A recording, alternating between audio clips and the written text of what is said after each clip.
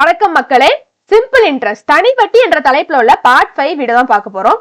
Part 4ஓட continuation தாங்க part 5. சரி, part 4ல என்னங்க பார்த்தோம்?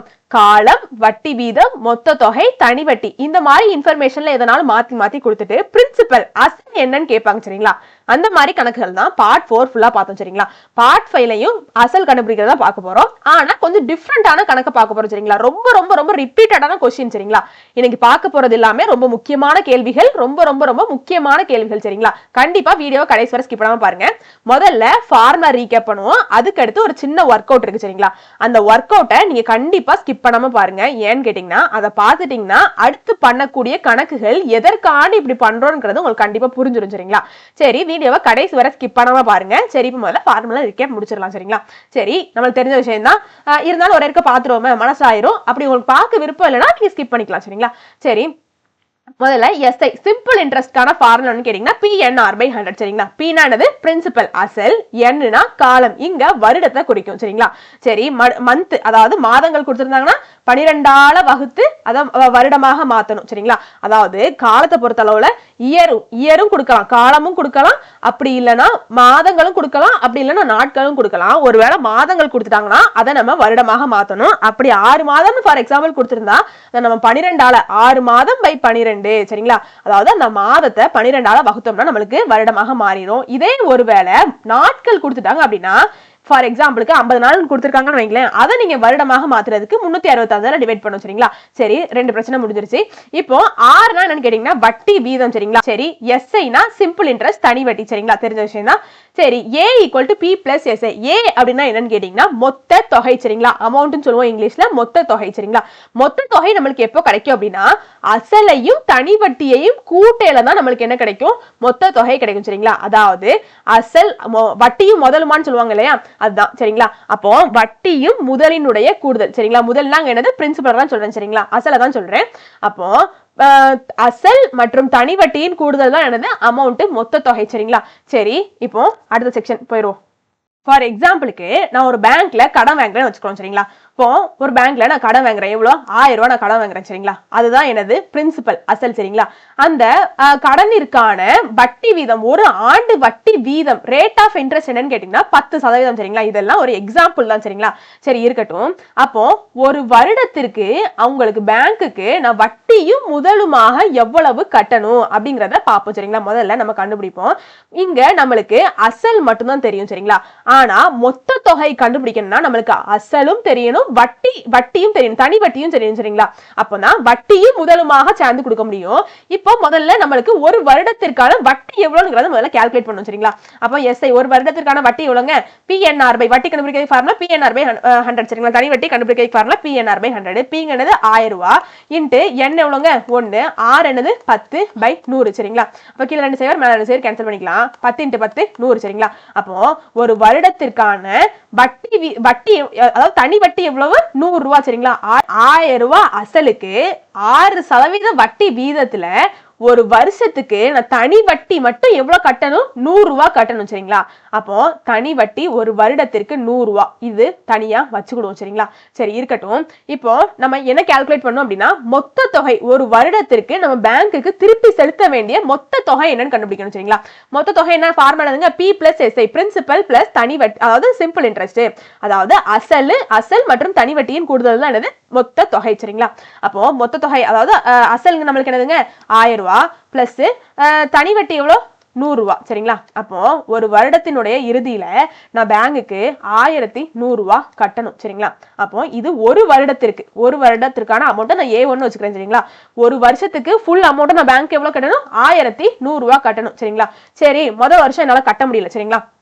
அப்போ முதல் வருஷத்திற்கான அசல் என்னது? 1000 ரூபாய் பிளஸ் வட்டி எவ்வளோ? 100 ரூபாய். சரிங்களா? ரெண்டாவது வருஷமும் அந்த வட்டி நான் கட்டாம ரெண்டாவது வருடமும் தொடருது. சரிங்களா? இது சிம்பிள் இன்ட்ரெஸ்ட் அப்படிங்கிறதுனால வட்டியும் அசலும் தனித்தனியே நிற்கும் சரிங்களா, ஒன்றாக சேராது சரிங்களா.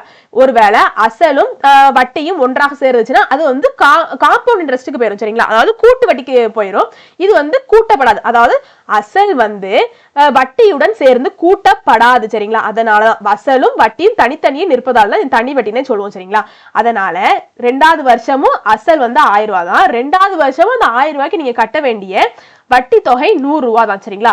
அப்போ 2வது வருஷத்துல என்னங்க ஆகும், 1000 ரூபாய் தான், அதாவது 1000 ரூபாய் அசல்ல எந்த விதமான மாற்றங்களும் ஏற்படவே படாது சரிங்களா.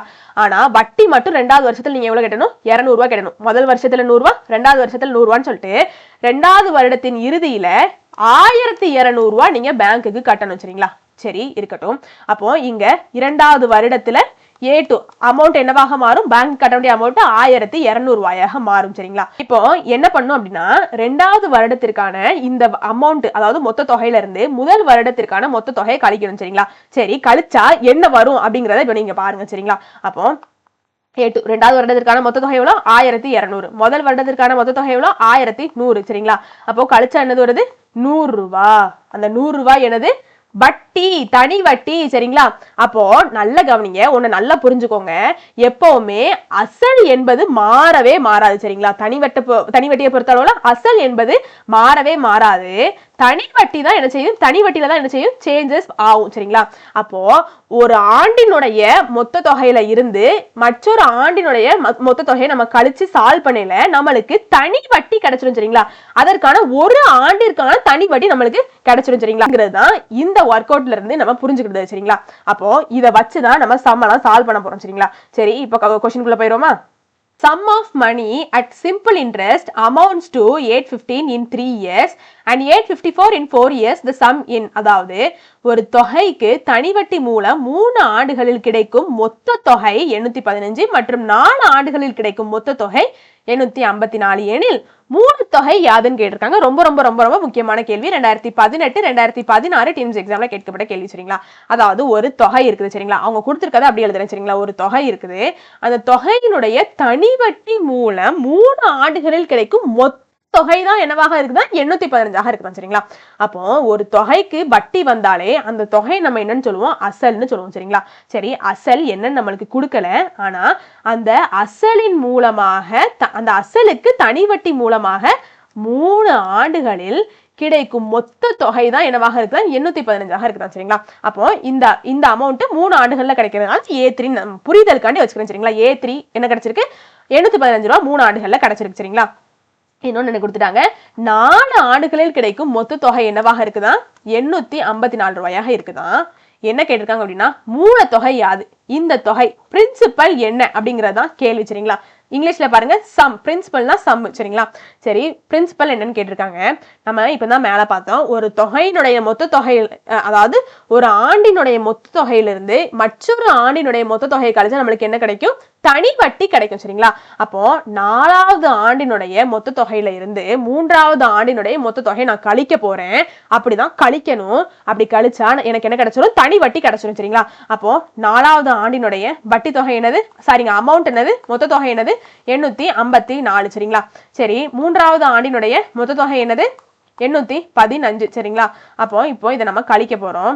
4 - 3 எவ்வளோ 1 சரிங்களா. அப்போ வருடம் 1, இதை கழிச்சோம் அப்படின்னா நம்மளுக்கு என்ன கிடைக்கும், தனி வட்டி சிம்பிள் இன்ட்ரெஸ்ட் கிடைக்கும் சரிங்களா. அப்போ 854 - 815 39. அப்போ ஒரு வருடத்திற்கான தனி வட்டி, அதாவது பிரின்சிபல் என்ன பிரின்சிபல்னு தெரியல, ஆனா அந்த பிரின்சிபலுக்கு தனி வட்டி என்னவாக இருக்குன்னா ஒரு வருடத்துக்கு 39 ரூபாயாக இருக்கு அப்படிங்கறத நம்ம கண்டுபிடிச்சிருக்கோம். இப்போ நம்ம பிரின்சிபல் தான் கண்டுபிடிக்கணும் சரிங்களா. எந்த ஃபார்முலா யூஸ் பண்ண போறோம் அப்படின்னா A = P + SI அப்படிங்கிற ஃபார்முலா தான் நம்ம யூஸ் பண்ண போறோம். ஏன்னு கேட்டீங்கன்னா, ஏங்க சிம்பிள் இன்ட்ரெஸ்ட் = PNR/100 அந்த ஃபார்முலா போட்டாலே நமக்கு பிரின்சிபல் வரும், ஏன் இந்த ஃபார்முலா போடுறீங்கன்னு கேட்டா நம்மளுக்கு அமௌண்ட் கொடுத்துருக்காங்க, அமௌண்ட் கொடுத்துட்டாலே நம்ம இந்த ஃபார்முலா தான் யூஸ் பண்ணணும் சரிங்களா. அப்போ பிரின்சிபல் கண்டுபிடிக்கிறதுக்கு இந்த ஃபார்முலாவை நம்ம யூஸ் பண்ணிக்கலாம். நம்மளுக்கு இங்க 3 வருடத்திற்கான மொத்த தொகையும் 4 வருடத்திற்கான மொத்த தொகையும் கிடைச்சிருக்கு சரிங்களா. ஆனா நம்மளுக்கு பிரின்சிபல் கிடைக்கணும், நம்ம என்ன செய்யணும், மொத்த தொகையில இருந்து வட்டியை கழிச்சிட்டோம் அப்படின்னா நம்மளுக்கு பிரின்சிபல் கிடைச்சிடும். அதாவது எஸ்ஐய இடது பக்கம் கொண்டு போயிருக்கேன் சரிங்களா. அப்போ இப்போ இந்த மூணாவது ஆண்டினுடைய மொத்த தொகை நம்மளுக்கு தெரியும். அப்போ இந்த 3வது ஆண்டினுடைய தனிவட்டியையும் நம்ம கண்டுபிடிச்சு அந்த மொத்த தொகையில இருந்து தனிவட்டியை கடிச்சிட்டோம் அப்படின்னா நம்மளுக்கு பிரின்சிபல் கிடைச்சிடாதா? புரிஞ்சிருச்சா? ஏங்க 3வது ஆண்டுல மட்டும் தான் பண்ணணுமா, 4வது ஆண்டுல பண்ணக்கூடாதா அப்படின்னு சொல்லி கேட்டா 4வது ஆண்டுலயும் பண்ணலாம். 3 நம்மளுக்கு சின்ன நம்பரா இருக்குல்ல, சரி உங்க ஆசைக்கு நீங்க வேணா பண்ணி பாத்துக்கோங்க. 4வது ஆண்டினுடைய மொத்த தொகை நம்மளுக்கு தெரிஞ்சிச்சு. இப்போ அதற்கான வட்டியை மட்டும் 4வது ஆண்டிற்கான வட்டியை மட்டும் நீங்க கண்டுபிடிச்சிட்டு மொத்த தொகையில இருந்து நீங்க வட்டியை கழிச்சிட்டீங்க அப்படின்னா உங்களுக்கு அசல் கிடைச்சிரும் சரிங்களா. இதுதான் ப்ரொசீஜர், இப்படிதான் பண்ணணும். இந்த மாதிரி கொஸ்டின் வந்ததுனால இது ரொம்ப ரொம்ப ரொம்ப முக்கியமான கேள்வி சரிங்களா. சரி இருக்கட்டும். இப்போ 3வது ஆண்டினுடைய நான் வட்டி தொகையை கண்டுபிடிக்கிறேன் சரிங்களா. ஒரு ஆண்டிற்கான வட்டி தொகை எனக்கு எவ்வளவு? 39 ரூபா. இப்போ 3 ஆண்டினுடைய வட்டி தொகையை நான் கண்டுபிடிக்கணும் அப்படின்னா என்ன பண்ணணும்? 3 ஆள பெருக்கணும் சரிங்களா. அப்போ 3 ஆள பெருக்கணும் அப்படின்னா என்னவாயிரும்? 3 ஆண்டு. அப்போ 2 பக்கமும் 3 ஆல பெருக்கணும் சரிங்களா. 3 × 39. அப்போ 3 ஆண்டிற்கான என்னோட வட்டி 3 ஆண்டிற்கான என்னோட வட்டி எவ்வளோன்னு கேட்டீங்கன்னா 3 × 39 117 ரூபா சரிங்களா. சரி இருக்கட்டும். அப்போ இங்க நம்மளுக்கு பி தான் தெரியணும். அப்போ அமௌண்ட்டையும் சிம்பிள் இன்ட்ரெஸ்டையும் கழிக்கணும். அமௌண்ட்டுக்கு நம்மளுக்கு எவ்வளோ? அமௌண்ட் மொத்த தொகை 3 வருடத்திற்கான மொத்த தொகை. இப்ப 3 வருடத்திற்கான தனி வட்டி தான் கண்டுபிடிச்சிருக்கோம். 3 வருடத்திற்கான அந்த அமௌண்ட் தான் போடணும். 4வது வருடத்திற்கான அமௌண்ட்டை போது தயவு செஞ்சு தப்பு பண்ணிடாதீங்க சரிங்களா. சரி அப்போ 3வது வருடத்திற்கான அமௌண்ட் மொத்த தொகை 815, 3வது வருடத்திற்கான வட்டி 117, 815 - 117 698 ரூபா சரிங்களா. அப்ப அசல் எவ்வளோ? 698. ஆப்ஷன் ஏ தான் சரி சரிங்களா. சரி கொஸ்டினை பார்த்து நல்லா ஆன்சர் பண்ணுங்க. சரி இருக்கட்டும்.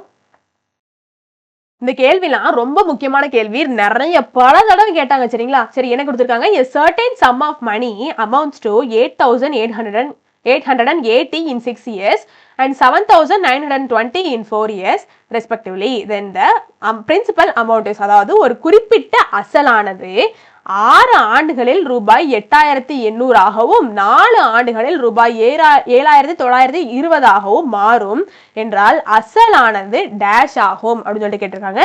2021 2018 2021 சாரிங்க 2018 2023 டீம்ஸ் எக்ஸாம்ல கேட்கப்பட்ட கேள்வி சரிங்களா.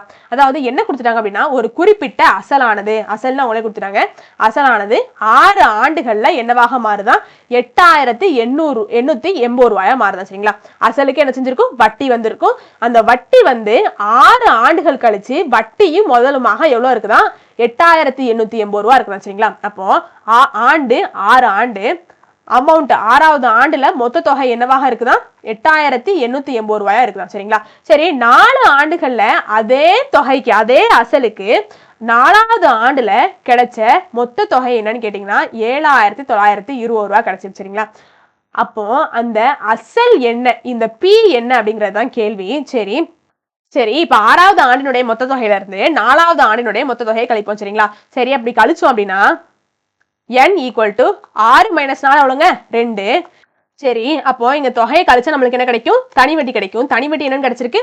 8,880 இருந்து 7,920 கழிச்சோம் அப்படின்னா 960 கிடைக்கும் சரிங்களா. அப்ப 2 ஆண்டிற்கான வட்டி தொகை என்னது? 960 ரூபா சரிங்களா. சரி இருக்கட்டும். அப்போ நம்மளுக்கு பிரின்சிபல் தான் கண்டுபிடிக்கணும். ஃபார்முலா வந்து a = p + si. பிரின்சிபல் கண்டுபிடிக்கிறதுக்கு பிரின்சிபல் மட்டும் ஒரு பக்கம் வச்சுட்டு si இடத்து பக்கம் கொண்டு போயிடலாம். அப்ப a - si சரிங்களா = p சரிங்களா. சரி அப்போ இங்க 4 வருடத்திற்கான மொத்த தொகையும் 6 வருடத்திற்கான மொத்த தொகையும் கொடுத்திருக்காங்க. அவங்க கொடுத்திருக்காங்க. நம்ம கண்டுபிடிச்சது 2 வருடத்திற்கான வட்டியை கண்டுபிடிச்சிருக்கோம் சரிங்களா. அப்போ என்ன பண்ணோம் அப்படின்னா இப்போ நம்ம 4வது வருடத்திற்கான மொத்த தொகையில இருந்து 4வது வருடத்திற்கான வட்டியை கழிப்போம் சரிங்களா. அப்பதான் நம்மளுக்கு அசல் கிடைக்கும் சரிங்களா. சரி அமௌண்ட் மொத்த தொகை தெரிஞ்சிருச்சு. அதாவது 4வது வருடத்திற்கான தனி வட்டியை மட்டும் கண்டுபிடிக்கணும் சரிங்களா. 4 வருடத்திற்கான தெரியறதுக்கு 2 ஆல பெருக்கணும் சரிங்களா. அப்போ எண்ணையும் 2 ஆல, அதாவது வருடத்தையும் 2 ஆல பெருக்கணும், சிம்பிள் இன்ட்ரெஸ்டையும் 2 ஆல பெருக்கணும் சரிங்களா. நல்லா புரிஞ்சுக்கோங்க, இது தப்பு பண்ணிடாதீங்க சரிங்களா. அப்போ எண்ணை 2 ஆல பெருக்கணும் அப்படின்னா 2 × 2 4 சரிங்களா. அப்போ 4 வருடத்திற்கான தனி வட்டி என்னது 2 × 960 சரிங்களா. 2 × 960 1920 சரிங்களா. அப்போ 4வது வருடத்துல வட்டி என்னவாக இருக்குது, தனி வட்டி என்னவாக இருக்குது 1920 ரூபாயாக இருக்கு சரிங்களா. சரி, அப்போ 4வது வருடத்திற்கான மொத்த தொகை என்னது 7920 மற்றும் 4வது வருடத்திற்கான தனி வட்டி எவ்வளவு 1920. அப்போ கழிச்சோம் அப்படின்னா 7920 மைனஸ் 1920 6000 ரூபாய் சரிங்களா. அப்போ நம்மளுக்கு பிரின்சிபல் என்னது 6000 ரூபாய். ஆப்ஷன் ஏ தான் சரியா. சரிங்களா. சரி, படத்துக்கு போயிடுவோமா.